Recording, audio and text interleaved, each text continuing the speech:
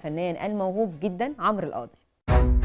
انا علي عبد العال، مدرس الالعاب الجديد. اوبا، يبقى الشغل ابتدى. ولو ان انا مش عارف تصرفات زي دي هتوصله لحد فين.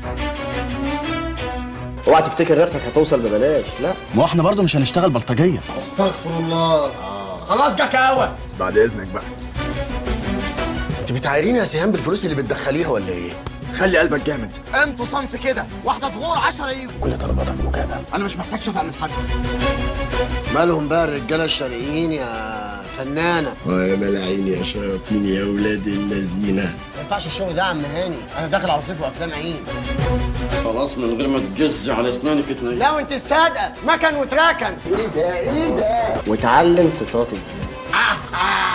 اوكي. ليه لا، جايز. اعتبرينا قعدنا واتكلمنا واتفقنا ومضينا كمان.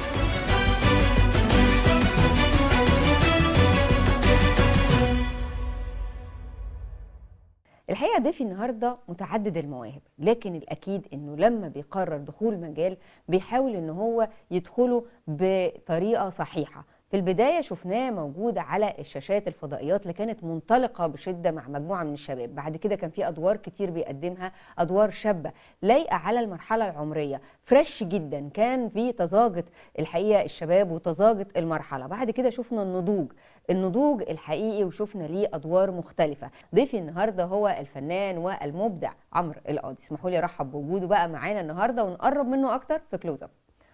عمرو، سعيده باللقاء. أنا أسعد وأهلا وسهلا بيكي، وشكرا على التقديم اللطيف والجميل ده، أرجو أن أكون أستحق يعني. لا تستحقه، أنا شفتك على مراحل مختلفة وفي خطوات متميزة، لكن الأكيد إن أنا حاسة إن عمرو دايما بيبص قدام، بيفكر، ما بيتسرعش. في بعض الأحيان ممكن أقول لا يا عمرو، لو كنت عملت حاجات أكتر أنت كنت تقدر أكتر وأكتر، لكن دايما كان ليك حسبتك الخاصة. من أول الظهور في الأول كان في برامج وأدوار شبابية مع الشباب اللي كان في الوقت ده الحقيقة منور السينما. بعد كتير من الركود كنت انتوا بتعملوا دراما وتلفزيون حلوة كده، طازجة زي ما بنقول كده بروحكم. بعد كده كان في هدوء نسبي لأعمالك وأدوارك.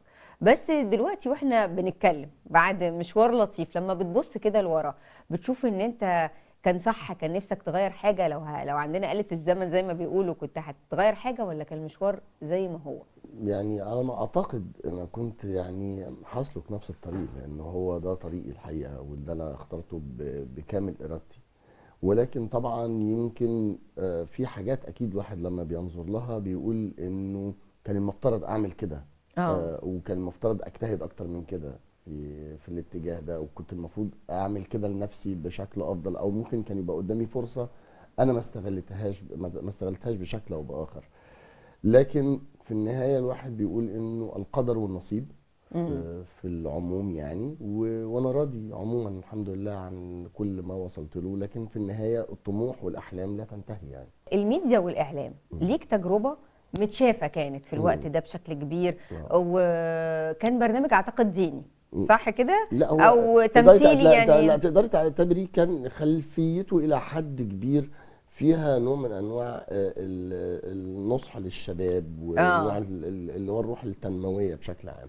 لكن التجربه دي كانت ايه وجت ازاي اصلا ظروفها؟ والله ده كان احمد الفيشاوي. يعني احمد الفيشاوي جه قال لي في حاجه ليها علاقه ببرنامج كذا، وطالبين ان احنا نكون سوا فدخلنا الموضوع في البدايه، وبعدين الموضوع كان اقرب لادوار، يعني كل واحد فينا بيمثل فئه الشباب باتجاهه يعني المتمرد والمتدين والمتشدد وكنا بنقابل بقى مجموعه من الضيوف اللي في الاخر بنتكلم. وكان بعد كده تطور البرنامج من فكره ان احنا خرجنا بره الاستوديو، ان احنا رحنا بقى اخدنا الكاميرا حره بقى وسافرنا بيها. انت سافرتوا بلاد كتير اعتقد يعني، او كان في الخارج يعني، على غير المعتاد النمطي في الوقت ده يعني. برضو احنا ده كانت في نمطيه شويه في البرامج اللي من النوع ده.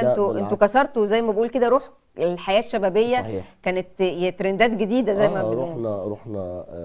رحنا لندن ورحنا باريس ورحنا اسبانيا بس ده خد من وقتك يعني. انت اكيد ان السفر والكلام ده، وان انت انغمست في برنامج والبرنامج كان كان بينجح قوي، وكان كل الناس ده حقيقي. بتشوفه، وبقيت مشهور حتى وجها من البرنامج ده. بس في نفس الوقت هو ده مش تمثيل، يعني ده مش لا كان مش تمثيل، ادوار حتى كده. لما وحشنا التمثيل شويه فيه، بدات انا والفيشاوي نكتب مشاهد ونخرجها ونمثلها تضاف كدراما للبرنامج، اه لانه الحقيقه كان واخد من وقتنا كتير.